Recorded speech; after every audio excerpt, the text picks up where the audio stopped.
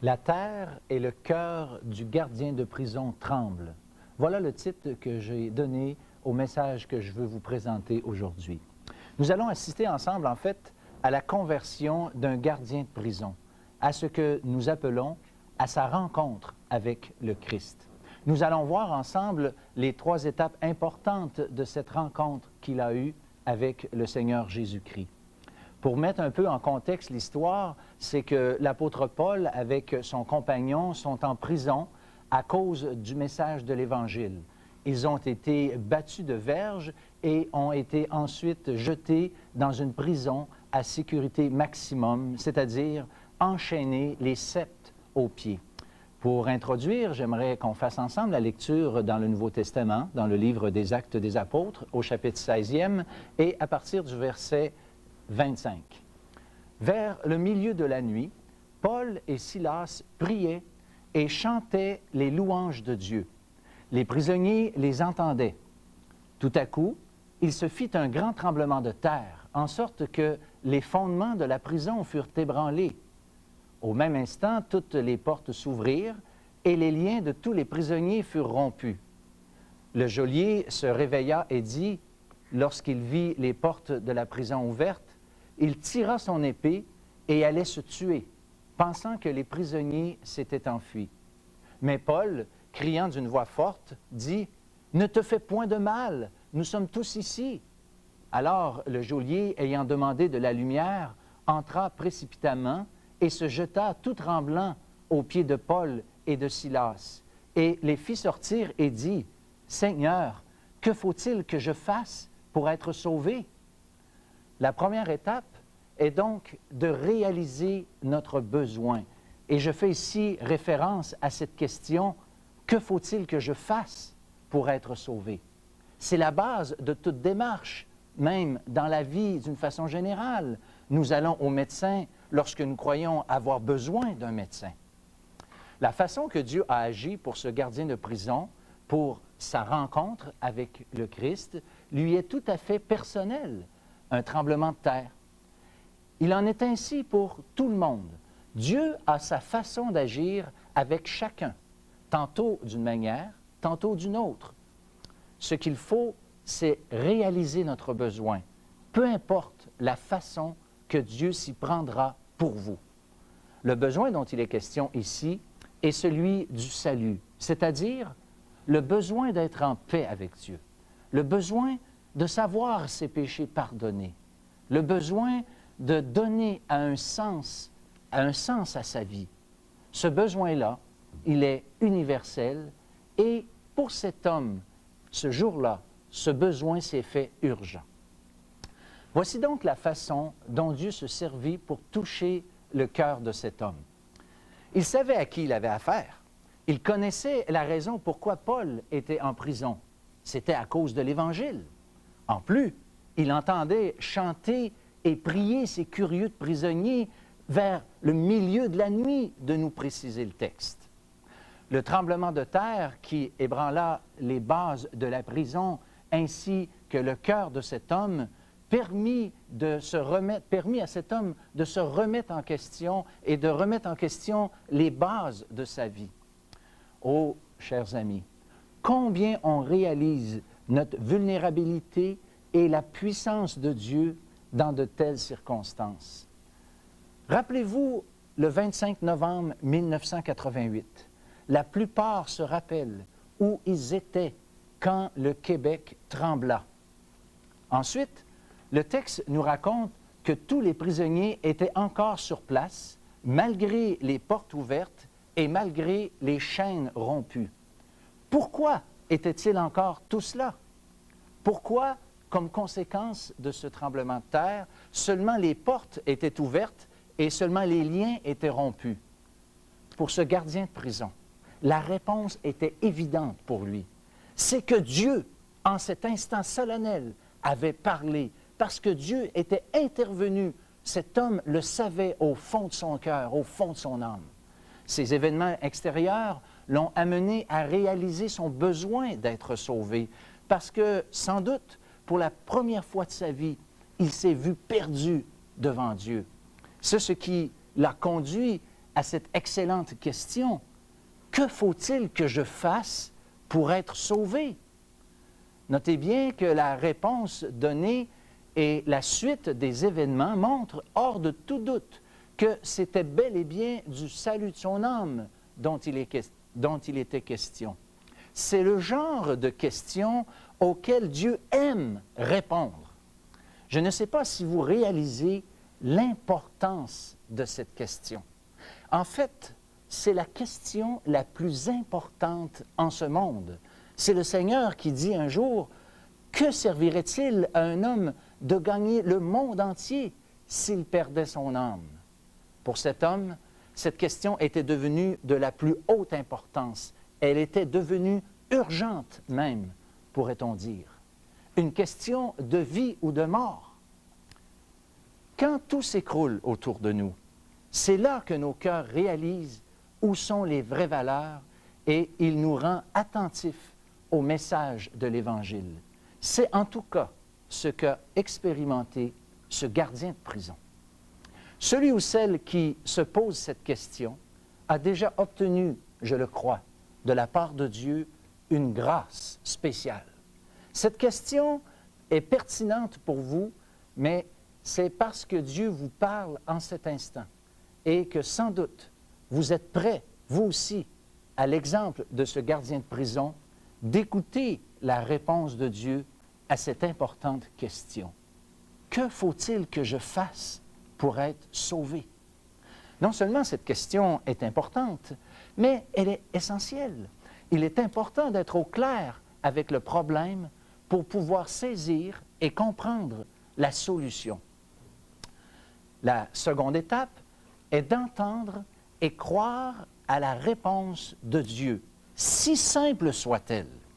On lit ensemble encore dans le même livre des Actes au chapitre 16e, verset 31, Paul et Silas répondit, « Crois au Seigneur Jésus et tu seras sauvé, toi et ta famille. » Et ils lui annoncèrent la parole du Seigneur, ainsi qu'à tous ceux qui étaient dans sa maison. Il les prit avec lui à cette même heure de la nuit, il lava leurs plaies, et aussitôt il fut baptisé, lui et tous les siens.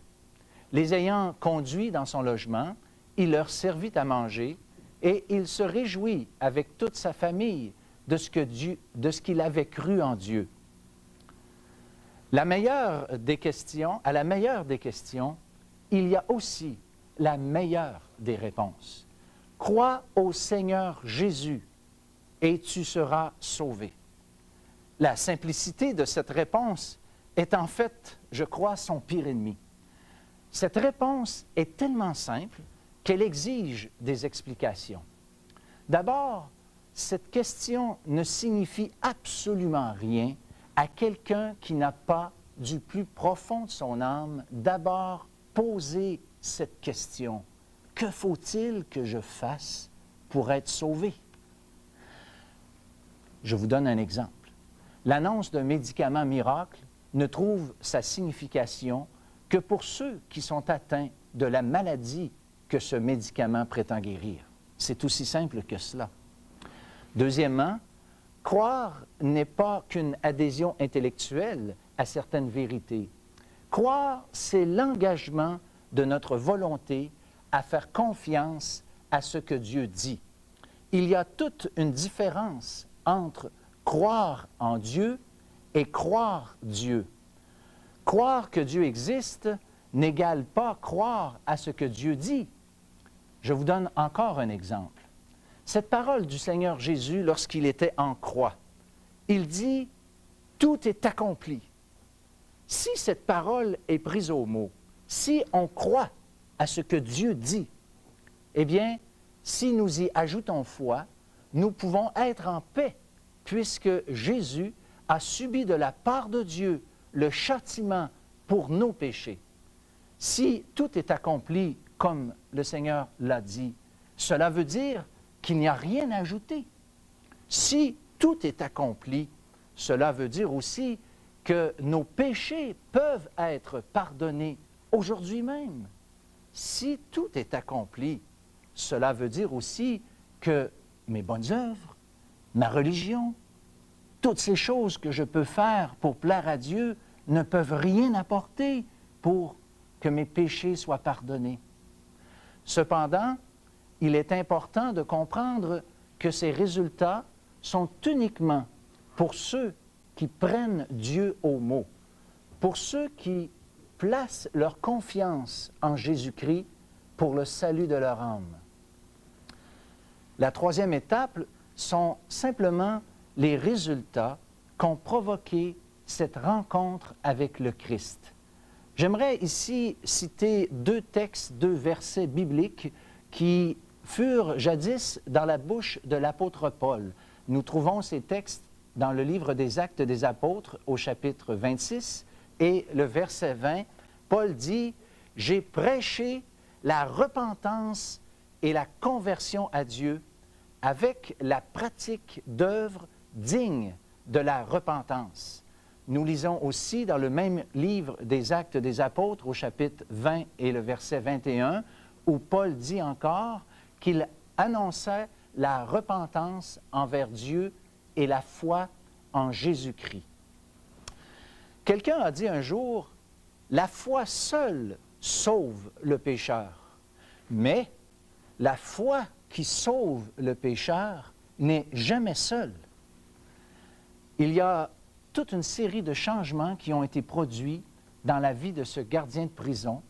Et ces changements nous enseignent justement sur ce que signifie vraiment croire au Seigneur Jésus. Une réelle rencontre avec le Christ ne peut pas ne pas produire des résultats. Pour ce gardien de prison, il a, selon le verset 33 que nous n'avons pas lu ensemble, il est dit « Il lava leurs plaies ». Plutôt que de provoquer des plaies avec les chaînes et les ceps, il s'est mis à laver ses plaies. Dans le même verset, il est dit qu'il fut aussitôt baptisé, c'est-à-dire qu'il s'identifie publiquement au Christ, ce Christ qui a été rejeté et crucifié dans les années précédentes. Selon la Bible, le baptême chrétien est toujours administré dans le Nouveau Testament à ceux qui ont d'abord cru en Jésus, jamais avant d'avoir cru. Encore mieux, jamais à des nouveaux-nés. Aucun exemple néo-testamentaire nous est rapporté de ce fait. Le baptême chrétien, la raison est simple, c'est que le baptême chrétien est l'engagement public que nous sommes maintenant devenus un disciple de Jésus-Christ. Cependant, faut-il dire, le baptême n'est pas nécessaire pour être sauvé, mais constitue le premier pas d'obéissance à celui qui vient de trouver le Seigneur Jésus comme son Sauveur. Et pour tous ceux qui ont fait avec le Christ une rencontre tout à fait personnelle. Dans le verset suivant, que nous n'avons pas lu non plus, le verset 34, il est dit que ce geôlier de prison leur servit à manger. L'apôtre Paul lui-même avait demandé au Seigneur, lors de sa propre rencontre avec le Christ, il avait dit, « Seigneur, que veux-tu que je fasse? » L'apôtre Paul désirait servir Dieu. Et ce geôlier a, pour ainsi dire, concrétisé cette demande lui aussi. Et quand on réalise au plus profond de notre âme la gravité du péché, on ne peut pas ne pas désirer obéir et servir Dieu.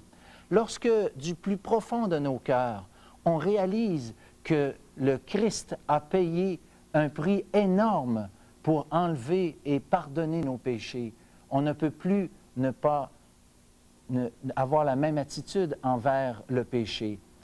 Quand on réalise la paix, la joie qui découle de ce pardon merveilleux que Dieu nous offre, on veut changer d'attitude. Quand on réalise ces choses, nous voulons vivre pour le Seigneur. C'est aussi simple que cela. Et on veut vivre pour lui, on veut le servir en reconnaissance pour tout ce qu'il a fait pour nous. C'est ce que cet homme a fait en leur servant ainsi à manger dans son propre logement. On peut dire qu'il n'a pas fait ces choses pour être sauvé, mais il a fait ces choses parce qu'il était maintenant sauvé. Il met maintenant tout ce qu'il possède au service de son nouveau Seigneur. Où en êtes-vous maintenant, vous, aujourd'hui, qui écoutez? Avez-vous eu une rencontre personnelle avec le Christ? Nous allons maintenant vous expliquer comment faire, comment avoir une telle rencontre avec le Christ.